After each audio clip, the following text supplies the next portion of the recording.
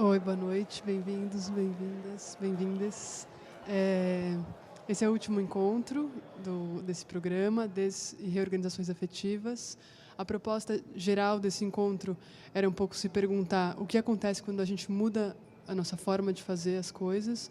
Essa Bienal ela foi concebida de alguma maneira assim, o curador ele desorganizou o que costuma ser uma organização de uma exposição de arte contemporânea e trouxe outros métodos aqui para dentro, como, por exemplo, artistas que fazem suas próprias exposições e convidam outros artistas. A narrativa não está mais tão centrada só no curador. O título não corresponde exatamente a um tema que a exposição tem que responder. Enfim, tem várias desorganizações que o Gabriel propôs. E aí, para o programa público, o que a gente fez foi trazer iniciativas, grupos, pessoas que tenham desorganizado alguma prática estabelecida e que vieram aqui contar o que aconteceu e quais foram essas desorganizações, em que pilares eles mexeram. Então, a gente recebeu desde o pessoal da Clínica Aberta de Psicanálise, que atende em espaços públicos gratuitamente, são um coletivo, até uma escola que tirou os muros, até arquitetos que constroem por mutirão, e daí eles têm que mudar um monte de outras coisas numa obra, eles têm que mudar os processos construtivos, os materiais.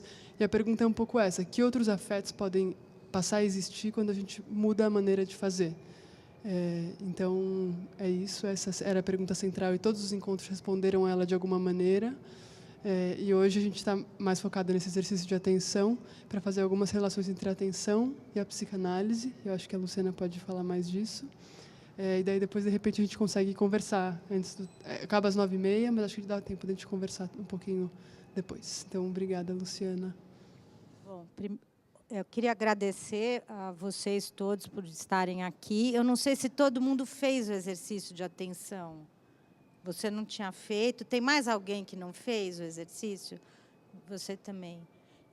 Acho que eu vou falar um pouquinho como funciona o exercício, mas primeiro eu queria agradecer a presença de todos vocês, agradecer a Marília. Conheço a Marília há muitos anos, ela estudou com um dos meus filhos, então é uma menina muito especial, mas eu já era amiga da mãe dela também antes disso. Agradecer a Dora, a Bienal, e agradecer a oportunidade que a gente teve, porque quem fez o exercício de atenção, quem se abriu para esse convite, teve uma experiência muito rica, muito interessante, que acho que a gente jamais teria tido se a gente não tivesse vindo aqui e tentado fazer não só a parceria, mas praticado, né, o convite. Eu vou explicar assim, brevemente para quem não veio. Eu sei que é psicóloga, trabalha com arte, você estuda apenas. Então, o convite à atenção é uma forma de você entrar em contato com a obra de arte, muito desorganizadora, como disse a Marília, porque é uma forma que a gente nunca entrou em contato com a obra de arte antes. Você é convidada a ficar, a passear pela Bienal, encontrar uma obra que é escolhida antes de... Você não sabe, é surpresa.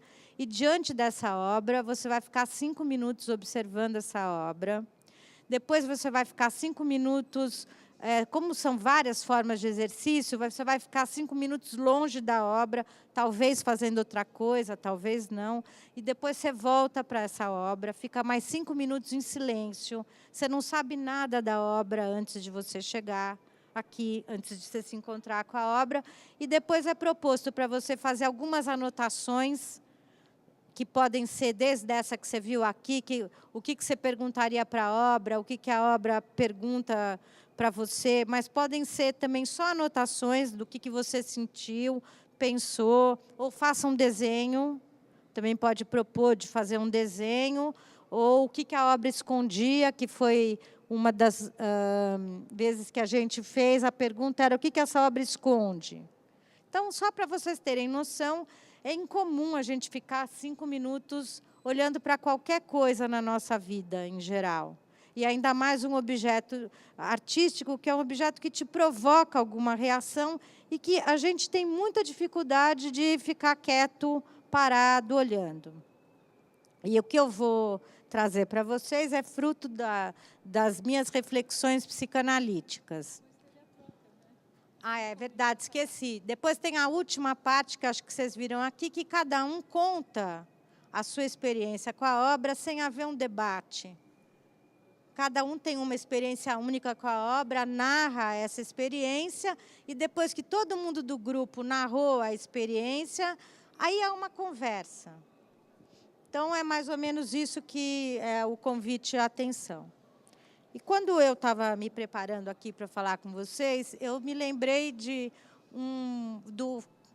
da interpretação dos sonhos do Freud, em que ele fala mais ou menos assim, que o inconsciente ele tem de ser um pressuposto que constitui a base geral da vida psíquica.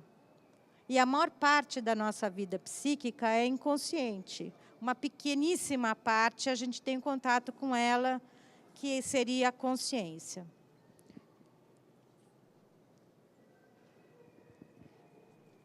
Foi a primeira das minhas, digamos assim, associações livres, que a experiência com o convite à atenção me trouxe. E por quê, não é? Porque, primeiro, ele é um encontro bem incômodo, né? Você vai ter uma experiência com a obra de arte. É um encontro singular e é um encontro incômodo. Em geral, a gente passa correndo pelas obras de arte, vê quem é o artista, lê o que o curador escreveu e fala, nossa, é um Picasso.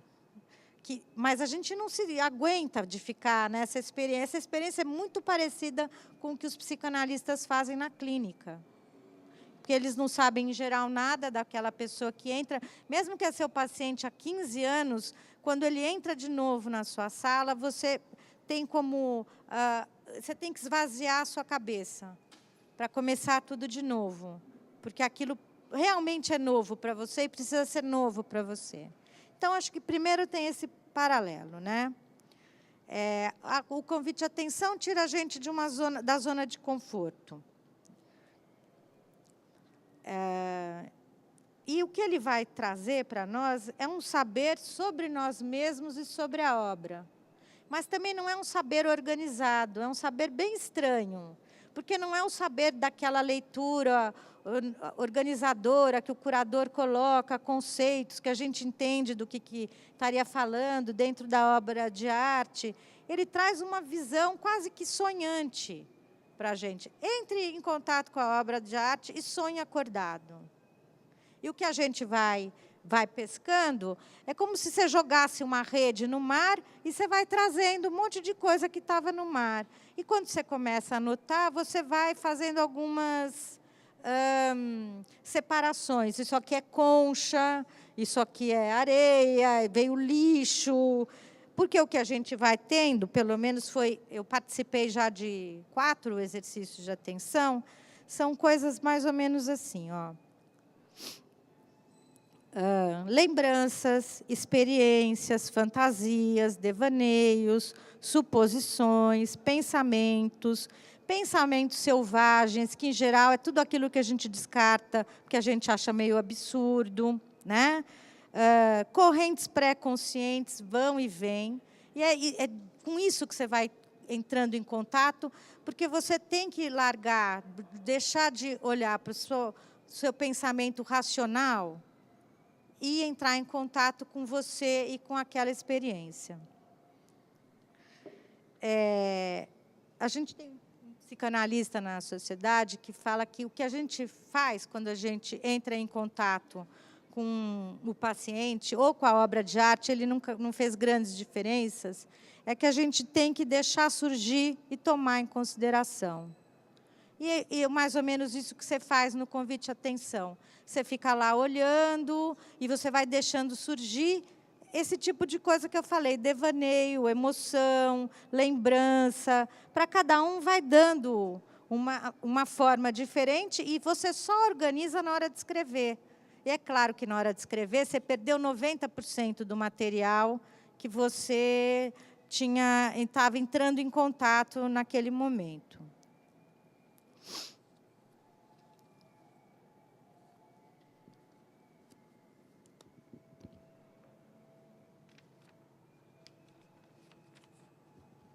Essas lembranças, às vezes, são ideias até conceituais. Outras vezes, é um fragmento de uma música, um poema, um pedaço de um livro que vem.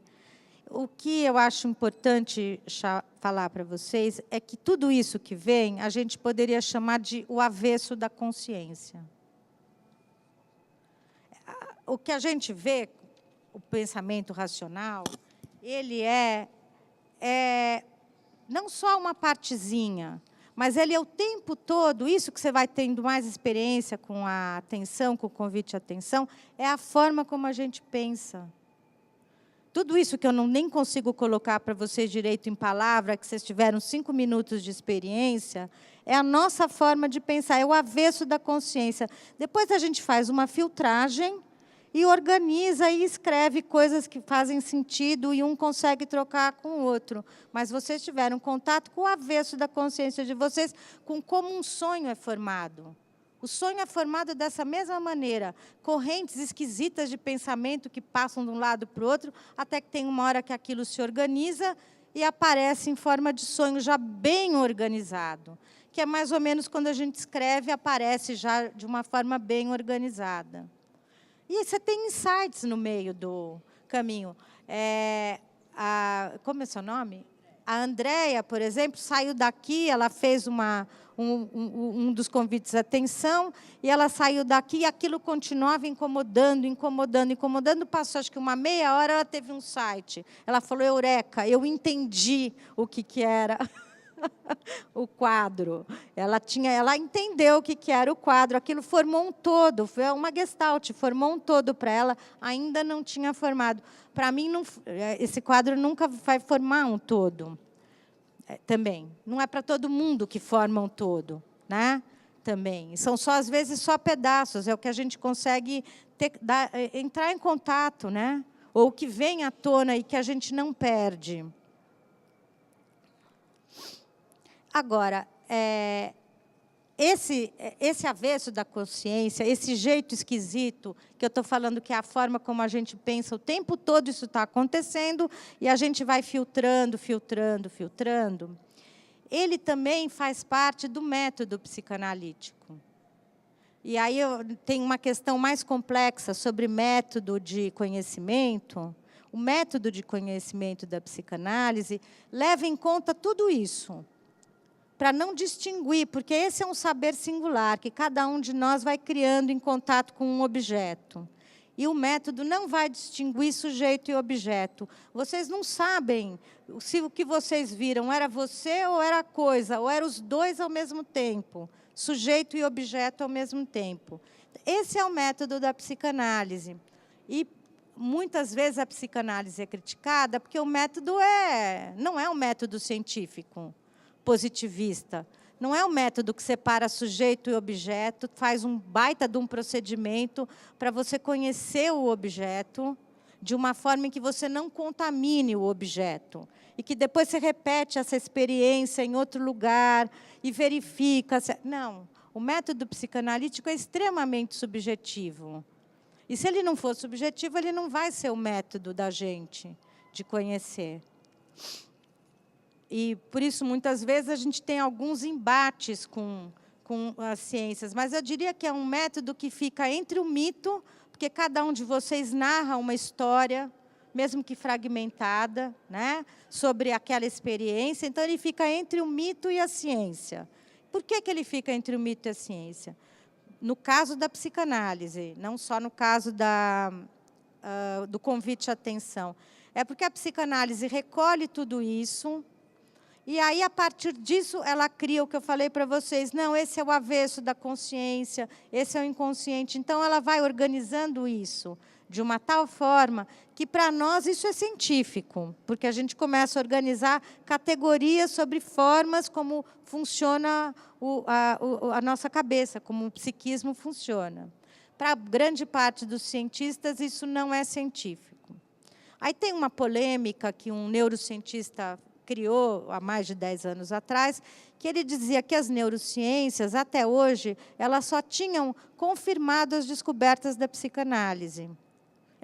Chama Kandel, não sei quem conhece, quem é da psicologia conhece, ele é um neurocientista, ganhou o prêmio Nobel, ele tem um artigo importante em que ele fala isso. Só que o método de vocês é muito ruim. coisa da Idade Média, o que ele tem uma certa razão. A questão é a seguinte, se o método é tão ruim, por que 100 anos antes das neurociências, o que a gente foi criando como instrumento para poder explicar como é que a gente funciona, mais ou menos, é verdadeiro? Se o método fosse ruim, não tinha encontrado nada que pudesse ser comprovado por nenhuma outra. Então, eu não acho que o método é ruim, eu acho que a gente tem que aceitar esse método. Foi um método que rompeu com a forma de se fazer ciência. E ele rompeu na passagem do século XIX para o século XX. E é um método que eu até comentei com as minhas colegas que me ajudaram aqui a trabalhar. A gente devia trazer as pessoas que estudam psicologia e psicanálise para fazer o convite à atenção. Porque ele dá muito a dimensão desse mundo muito rico que a gente tem o tempo todo e que a gente não entra em contato, porque a razão e a consciência vão tirando a entrada desses elementos inconscientes para a gente, né? Numa situação de análise, o analista ele vai utilizar tudo isso. Do mesmo jeito que vocês ficaram diante da obra, a gente fica diante daquilo do outro e da gente, que a gente não conhece, vai esperando surgir imagens e cenas e memórias e lembranças e vai trabalhando com isso. Acho que era mais ou menos isso que eu queria trazer para vocês. E queria lembrar também que alguns de vocês foram ou são alunos do João Freise. Não sei se todo mundo aqui, né? Eu sei que outras pessoas vieram e fizeram. Eu trouxe aqui um pedaço, um trecho de um trabalho do João Freise, que ele fala do paciente como obra de arte. Ele diz para a gente tomar o paciente como se ele fosse uma obra de arte, nesse sentido da subjetividade, do trânsito. E ele fala uma coisa que eu achei muito bonita, que ele cita aqui a Marilene Chauí, que eu vou procurar aqui, tá bom? Ele fala assim sobre o pensamento quando está em contato com a obra de arte ou com o paciente. O pensamento move-se no entre dois, sendo mais importante o mover-se do que o entre dois, pois entre dois poderia fazer supor dois termos positivos separáveis, enquanto a mover-se revela que a experiência e o pensamento são passagem de um termo por dentro do outro, passando pelos poros do outro, cada qual reenviando ao outro sem cessar. Eu achei que era um bom fim para a gente começar agora uma conversa com vocês, tá bom? Muito obrigada.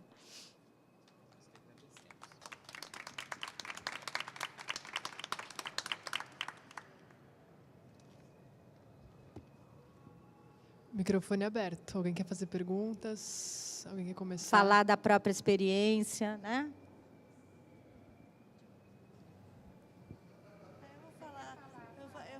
Eu cheguei aqui, eu vim na experiência. Eu fiquei muito feliz de chegar aqui e encontrar a Dorinha, porque ela estudou comigo no Mackenzie há muitos anos. Então, a experiência que eu tive foi muito maravilhosa. Sem querer, eu caí no meio de um montão de terapeutas. Eu sou mais artista plástica. E eu falei, vou ver as obras com outro olhar, né? E me levaram para a obra da Mama Anderson.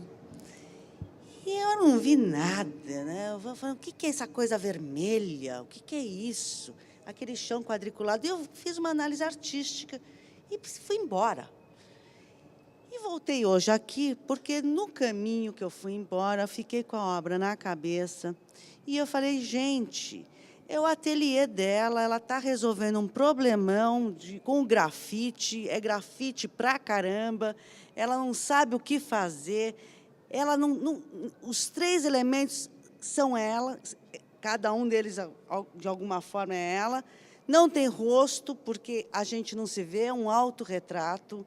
E a menina que falou que era um cordão umbilical, a linha vermelha que vocês estavam falando, que eu não sabia o que era, eu falei... Elas estavam falando de outra obra?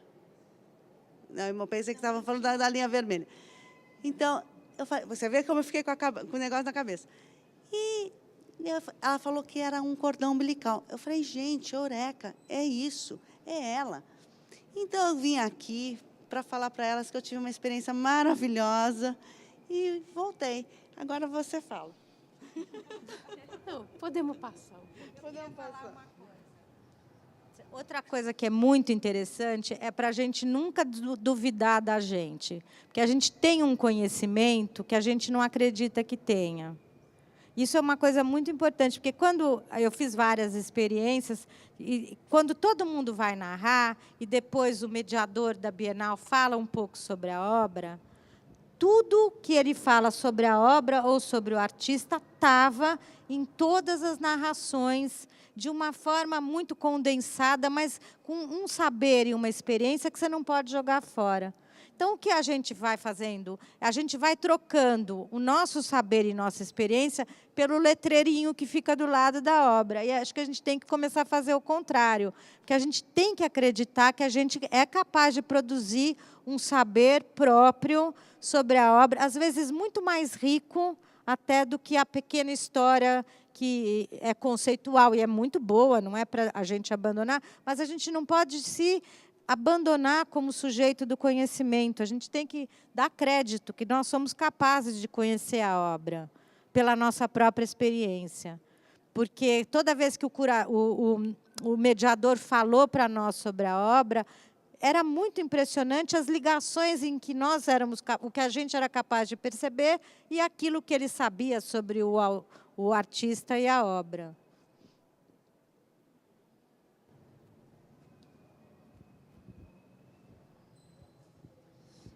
Também fiquei pensando aqui que todas as obras elas têm uma dimensão de enigma, né? Eu acho que todas as obras de arte têm isso. E se não tem, é porque talvez não seja tão boa a obra de arte, mas essa dimensão de você não conseguir exatamente condensar ela em palavra ou explicar ela como mas assim, se todo mundo tivesse talvez a mesma conclusão sobre a obra, talvez não seria uma boa obra. Não sei, eu fico com essa sensação, assim. E hoje, vendo, eu também pensei no sonho também, Luciana, que o sonho tem essa dimensão de enigma, que você sonha e, às vezes, no dia seguinte você vai tentar entender e você nunca dissolve 100% o enigma de um sonho. Eu, pelo menos, tem muitas capas, né? A hora que você chegou em uma camada, a hora que você chegou em uma camada tem outra camada, quando você chegou em outra camada tem mais uma. E eu sinto que as boas obras também têm isso. Eu acho que essa obra de hoje teve essa coisa do enigma, e de cada um ir narrando a sua versão desse objeto desconhecido, assim, que você não consegue amarrar ele por todos os lugares, ele sempre escapa por algum lugar. Só uma sensação, ou se vocês também sentiram isso? Acho que é isso mesmo. Quanto mais camadas de sentido, melhor é a obra. E ela fala muitas coisas ao mesmo tempo. E cada um de nós capta algumas dessas coisas entre nós, né? E a obra. Não é nem a gente, nem a obra em si, mas é essa relação também que a obra proporciona para a gente. E a gente não vê tudo de uma vez.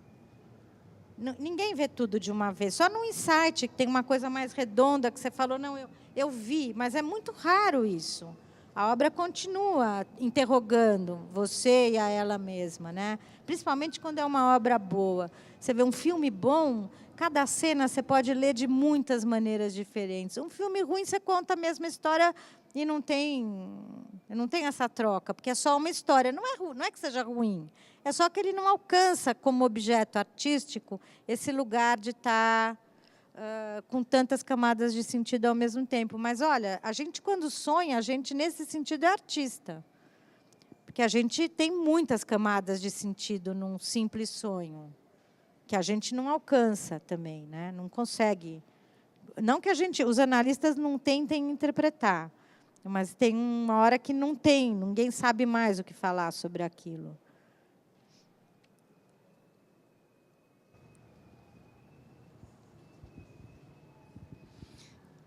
Eu queria fazer um comentário e também ouvir das psicanalistas como que isso acontece.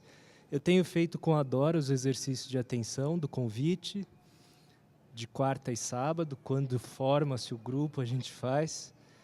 E uma coisa que me surpreende todas as vezes, mediando o exercício, é como, no final, na hora que as pessoas vão relatar, existe uma segurança ou um conforto nesse relato, de se expor, inclusive.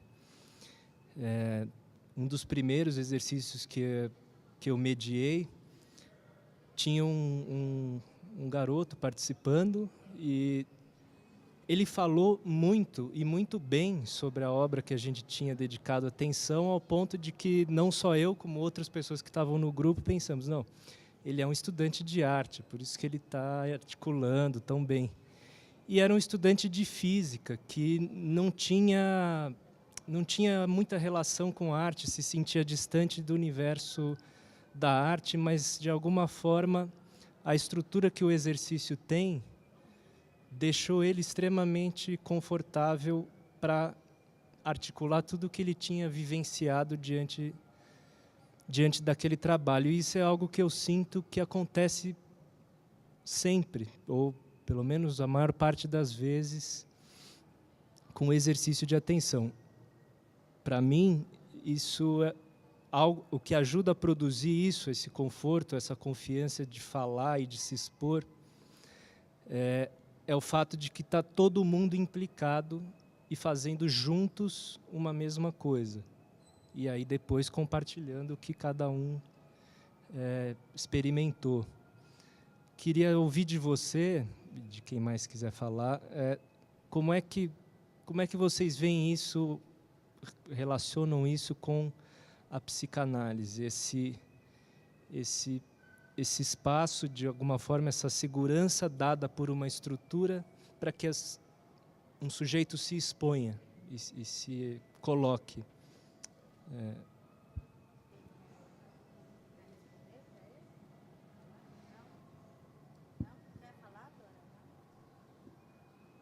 Eu acho que o que facilita é que não tem alguém que saiba mais do que você.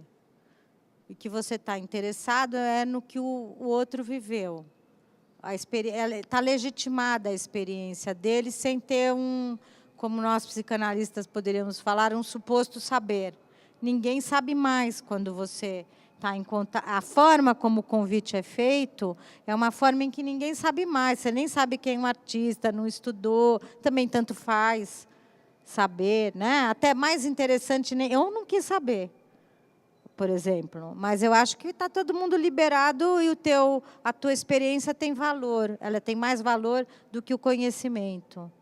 E eu acho que é isso que permite as pessoas serem tão produtivas nesse momento.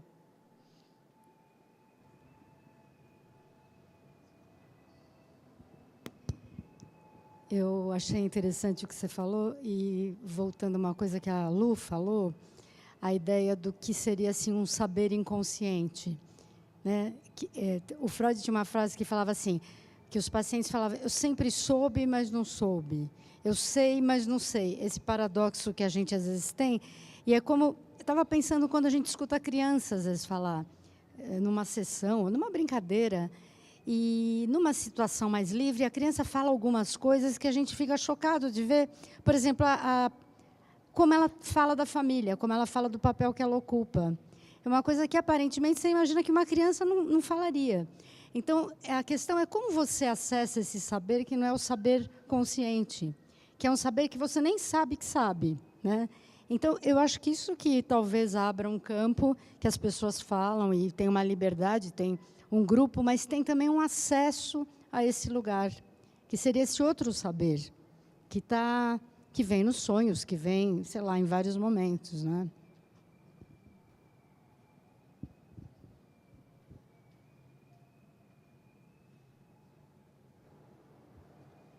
O João Frais, ele diz que os psicanalistas precisam aprender com a arte. E ele, nesse trabalho, ele diz o que a gente deve aprender com a arte. Eu acho que muitos de nós aprendemos com a arte, mas é bom continuar aprendendo, né? O que a arte tem a mostrar às ciências humanas? Em suma, o trabalho do artista ensina ao psicanalista o que é existir como um humano. Segundo Merleau-Ponty, eu estou citando João Fraise, a forma humana ou simbólica, ela define-se pela possibilidade de ultrapassar a imediatez das situações e criar uma situação nova, tendo em vista algo que está ausente. O símbolo, justamente, é o que exprime esse tipo de estruturação, na qual a ação se orienta para o virtual. É uma tendência que se manifesta na percepção, na linguagem, no trabalho e no campo das artes. E o que ele vai dizer é que essa tendência, ela instaura um movimento de transcendência. E a transcendência é mais ou menos o final, ou um momento em que você está em contato com a obra de arte e você ultrapassa alguma coisa. Nesse sentido, o convite à atenção, a dedicação à atenção, te permite essa transcendência, ele ajuda você a transcender. Porque você era um, e quando você faz o exercício, talvez para uns no primeiro minuto, para outros no carro dali a 1 hora, não é? Tem um movimento de transcendência, você não é mais o mesmo, você ultrapassou alguma coisa, você foi além. Eu, por exemplo, estou apaixonada pelos copos até agora. Não sei se todos vocês viram os copos. Nossa Senhora, não sei, esses copos eles estão falando comigo o dia inteiro. É uma coisa muito impressionante esses copos, não é? Mas eu acho que eu fui para um outro lugar. Eu tive um insight, a gente pode chamar transcendência de insight, O Fábio Herman, que é um psicanalista que eu estudo, que fala do avesso da consciência, ele chama de ruptura de campo. Mas o Guimarães Rosa chamava de esclaro, que eu acho genial, insight, ser traduzido como esclaro. Você tem ali um esclaro, você não é mais o mesmo. É uma pequena transcendência, mas é uma transcendência, não é? Porque você era ouvia uma coisa, dali a um tempo você não consegue nem mais voltar atrás e ver os copos como você viu os copos da primeira vez. Quando eu vi os copos da segunda vez, eu fiquei quase nostálgica de como eu vi os copos da primeira vez. Eu me lembro, mas eu não consegui ver os copos de novo do mesmo jeito, porque eu já não sou mais a mesma. E eu acho que o exercício vai permitindo você ir entrando em contato com isso, que não é a dimensão racional, cotidiana, vai quebrando a rotina. Rotina também é um conceito da teoria dos campos, que é quando a gente perde essas noções que balizam a gente e que definem que realidade é realidade e sujeito é sujeito, e parece tudo muito organizado. O que o exercício desorganiza para a gente. Identidade e realidade vão se confundindo no exercício. A gente costuma falar que identidade é a parte da realidade que está para dentro, que sou eu. E realidade é a parte do eu que sai para fora. Porque o que você enxerga, a forma de você enxergar, ela é única e ela está relacionada ao seu eu. Não tem como você enxergar uma obra de arte e não ser você. E é você e não é você ao mesmo tempo, o que você está enxergando. Por isso, até é difícil colocar em palavras coisas que são e não são ao mesmo tempo. Mas acho que ela permite que você tenha esse voo, e isso eu acho que é a transcendência que o exercício facilita ou até possibilita a gente ter. Agora, essa é a desorganização, Marília? Estava pensando tem várias desorganizações. Não sei, enquanto você falava, eu pensei em várias desorganizações.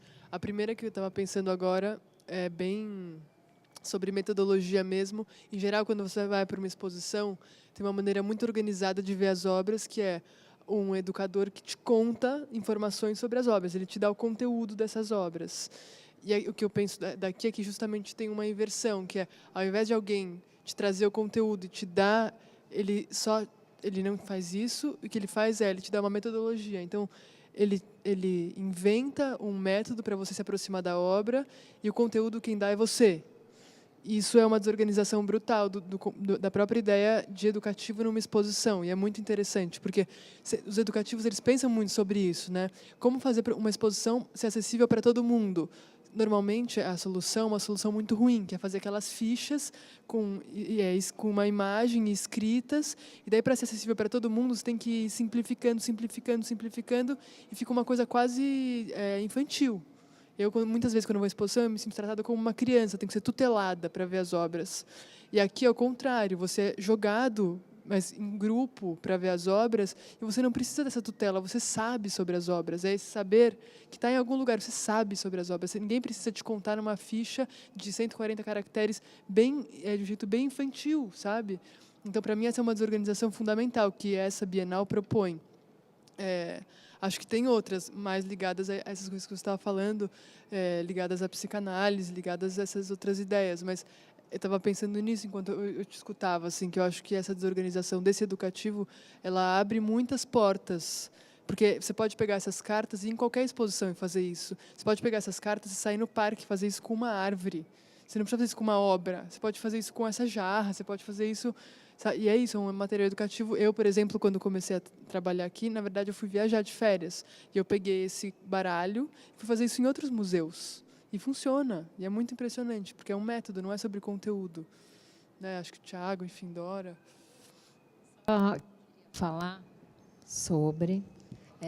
não, quando você perguntou, cada vez que você vê, você pode fazer o exercício várias vezes com a mesma obra, acho que você fez com o copo. E o que eu acho interessante é porque é uma mescla mesmo entre a obra, o sujeito e o objeto. Acho que isso, desde o começo, para a gente ficou bem esse deslocamento. Porque você não sabe mais se aquilo que você está descrevendo o objeto, ou você está descrevendo a si mesma, ou você está vendo o objeto, ou você está vendo você mesmo no objeto e na obra. E eu acho que isso faz com que, cada vez que você vai ver a mesma obra, você tenha uma nova relação com ela e uma nova história com ela. Acho que era... Só queria falar. Quer falar?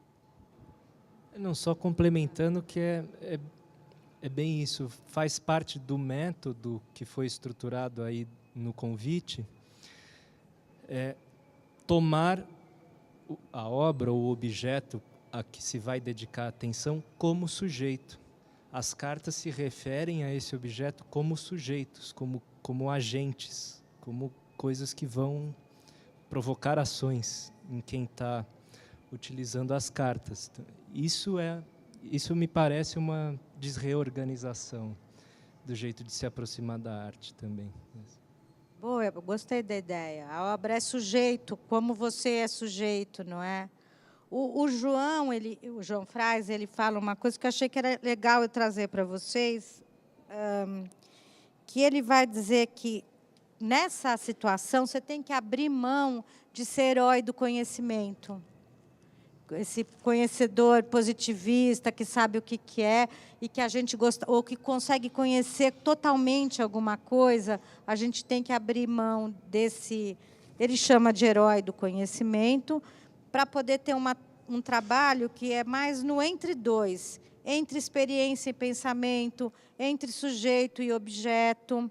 E ele vai dizer que isso é mais próprio, segundo Walter Benjamin, do viajante ou do acrobata, do alegorista ou do narrador. E o trabalho do psicanalista, ele é muito mais próximo disso do que o do herói do conhecimento científico, da ordem do progresso, né? Ele é quase é como se fosse colhendo os restos. E com esses restos é que são a forma da gente conhecer, não é mais o objeto em si. E eu achei que era também uma ideia legal para trazer para vocês, porque você é sujeito da sua experiência, você cria a sua experiência, e ela te cria ao mesmo tempo. E você não consegue mais dizer o que é um, o que é o outro. Você acha que... não querem falar mais alguma coisa? Tem uma coisa que eu lembrei, Luciana. Tem um texto do Freud, que eu nem me lembro qual é, mas que ele vai falando que... Não sei se... Acho que é... Tipo, que o inconsciente ele é feito um pouco como... Não sei se é o consciente ou o inconsciente. Como... Não. Ele vai falar sobre Roma, que a primeira vez que ele foi para Roma, ele Ele percebe que era isso, que tem uma cidade construída, só que você vai cavando e tem outras embaixo no mesmo lugar. E que essa noção de... não é linear, mas as coisas são construídas uma em cima das outras. E elas sobrevivem ao tempo, e elas estão convivendo, coisas muito antigas com coisas atuais. E, para mim, essa coisa de ver as obras também tem um pouco disso. De quando você vê, você está lá, mas, ao mesmo tempo, você vai resgatando coisas e colocando coisas nessa interpretação que elas não são desse tempo, não são de hoje. Não são exatamente do que você está vendo aqui agora. E daí, isso, para mim, aparece muito nas falas também.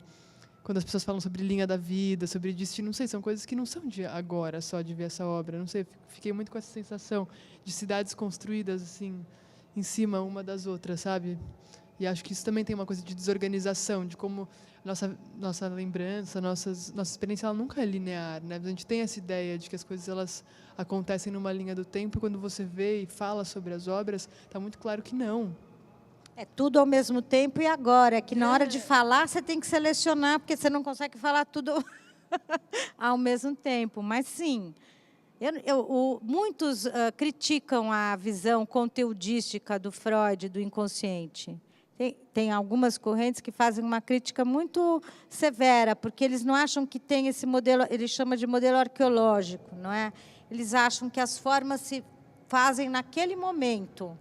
Não tem um lugar na mente em que ficam os conteúdos. É uma crítica, principalmente, de psicanalistas brasileiros. Nenhum outro que eu conheça, psicanalista estrangeiro, fez essa crítica. É uma crítica do Isaías Melson, que foi analista aqui de São Paulo, e uma crítica desse próprio Fábio Herrmann, que também foi analista aqui de São Paulo. Ambos morreram.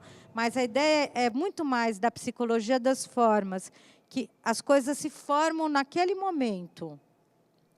Mas como a gente tem muito conteúdo, não sei se arqueológicos, talvez um do lado do outro, eu também não sei, nem sei se eu concordo com a crítica. Quando a gente entra em contato, até a gente precisa organizar. Precisa organizar toda essa coisa interna e precisa organizar também a observação. E talvez aí a gente ache que tem uma precedência. Talvez não tenha uma precedência, mas eu não sei, a gente teria que estudar muito mais para entender como é que as coisas se formam. A gente sabe pouco como é que... Tem um modelo freudiano, tem esse outro modelo, mas eu também não sei. Eu sei que é entre as coisas, nesse caso, entre eu e a obra. Quais camadas do meu eu? Eu tive uma experiência aqui que eu me lembrei de uma...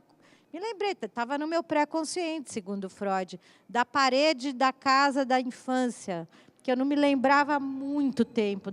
Não era um elemento reprimido, a parede. Eu acho que não era, porque olhei a pedra daquela Denise Milan e me lembrei, não é? Então, assim, vai também trazendo. Eu não sei qual que é a categoria, se é lembrança, se é devaneio, se é... Mas faz parte dessa massa gigantesca que está dentro da gente. Como a Dora falou, a Dora aqui, que a criança sabe os problemas que estão acontecendo em casa, né? Yo llegué tarde, pero como es el último encuentro, tengo una pregunta que no sé si ya estaba respondida, que veo como 3 cosas que no sé muy bien cómo están coordinadas, sobre todo 2, como qué relación hay entre la propuesta de la Bienal curada en general por artistas y la idea de la atención. Si la idea de la atención es como otra idea que viene a sumarse o responde a la propuesta de la Bienal. Y con la otra cosa que está afuera, que es un poco como la crisis política, si hay como una relación también entre como esta crisis política, esta Bienal curada por artistas y la pregunta por la atención.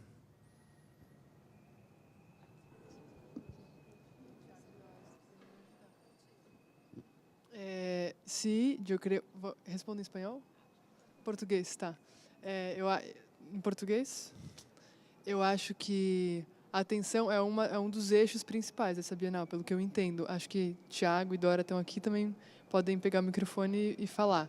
É um dos eixos principais dessa exposição, como dispositivo mesmo, como dispositivo político.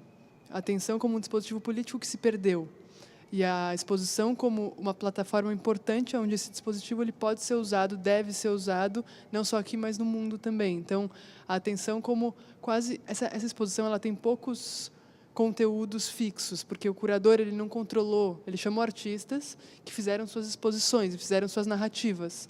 De algum jeito, esse curador ele não teve o controle do que seria dito, de quais seriam os conteúdos. Mas o que ele, digamos, tensionou foram alguns eixos, por exemplo, a atenção, a desorganização dessa exposição e o que se criaria desde aí, a ideia de não ter um título e de estar aberto. Não sei, o que eu vejo dessa exposição é que tem dispositivos que aparentemente podem não ser enxergados como políticos, mas são muito políticos, que estão presentes em todos os núcleos, estão presentes como uma filosofia dessa própria exposição, como um jeito de entrar e olhar essa exposição. Isso é o que eu entendo. Sobre a crise política e a Bienal, eu acho que repensar formas é fundamental, atualmente. Poderia ser uma exposição sobre conteúdos políticos, como já tiveram 1000 exposições, 1000 bienais, com trabalhos que falam sobre política. E o que eu acho dessa exposição, que é muito político, é você repensar como organizar as próprias hierarquias desde dentro, como você organiza as relações desde dentro, que são coisas que, em geral, você não estão colocadas como questões. Eu acho que essa Bienal coloca essas coisas como questões. Talvez a gente precisasse, politicamente, repensar um modelo representativo. Talvez a gente precisasse repensar muitas formas que estão dadas e a gente fica brigando dentro delas e se mastigando. E o que eu acho que esse curador fez, tendo ele no centro do poder, foi justamente repensar essa ideia de poder do curador numa exposição e repensar o que pode ser uma exposição que não está dentro desse molde de curadoria que a gente está acostumado a ver. E acho que não tem só a ver com artistas serem curadores. Acho que tem todas essas outras coisas que estão presentes na exposição. Não ter um catálogo como sempre é um catálogo, não ter um educativo como sempre é um educativo, não ter relações entre artistas e curadores como sempre é a relação artista-curador, enfim.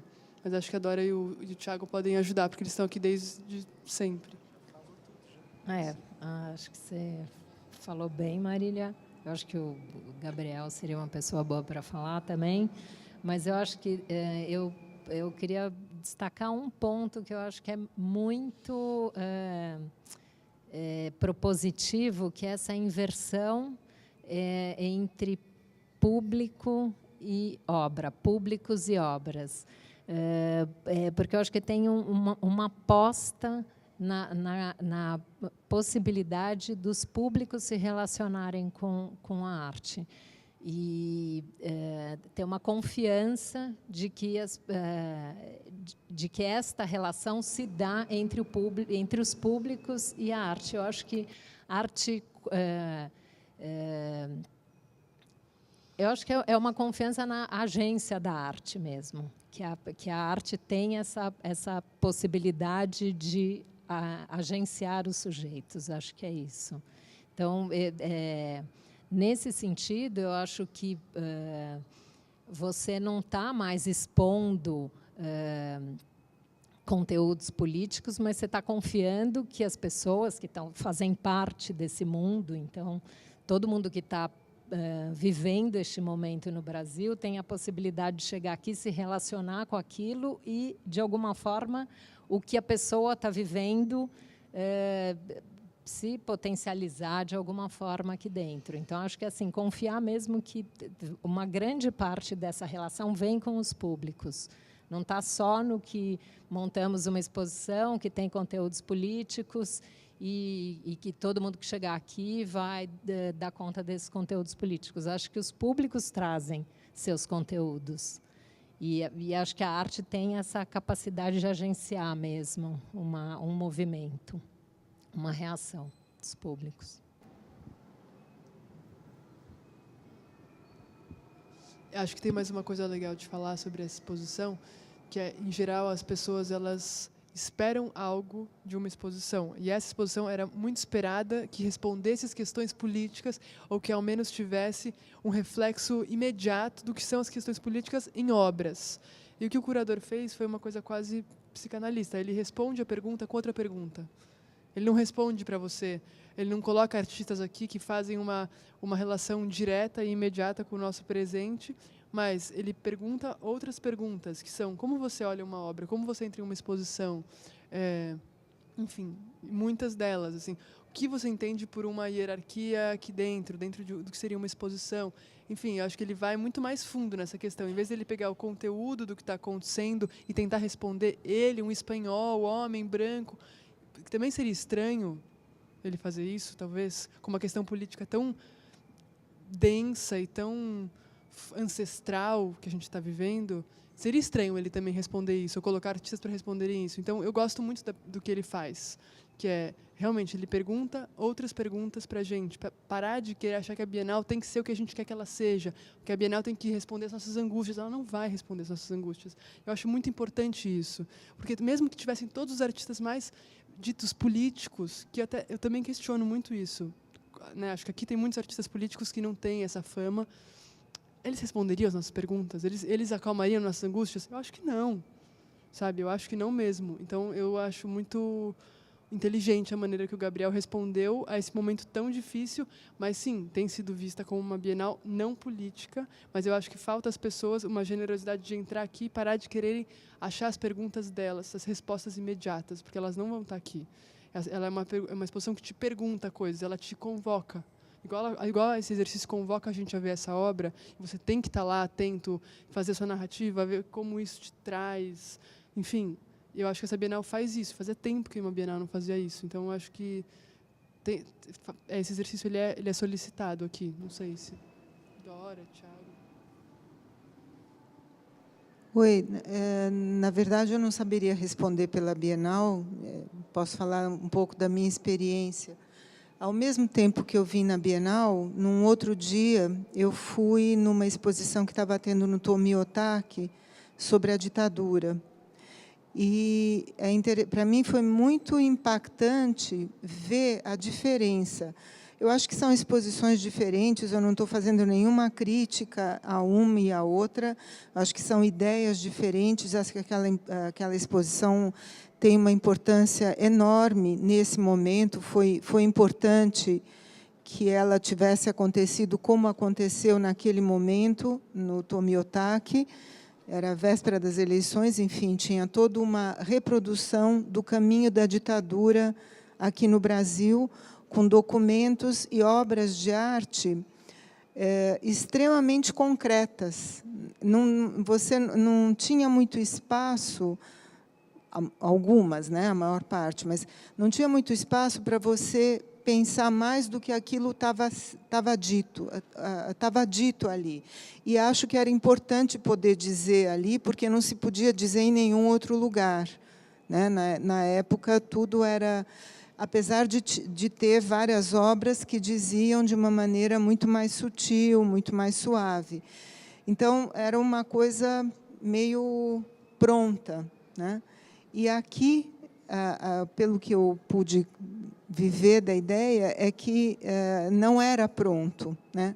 Você aprontava, né? Você ia criando, ia trazendo ideias que te faziam ampliar a obra e o seu pensamento, né? Então, só para... Você me passou, me lembrei dessa exposição.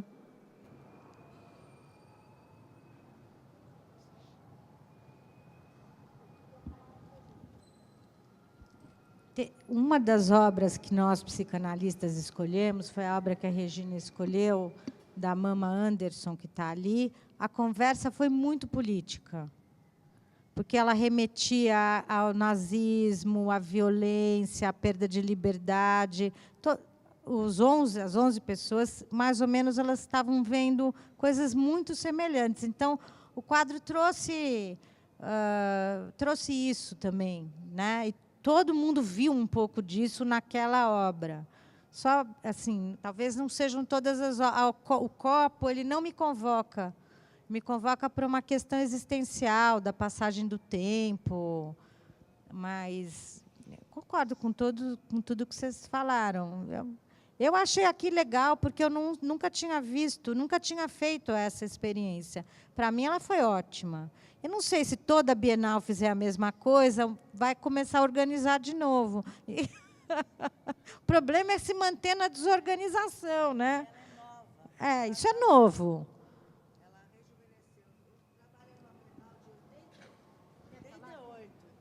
Trabalhei numa Bienal de 88, com o Kiefer, maravilhoso aqui.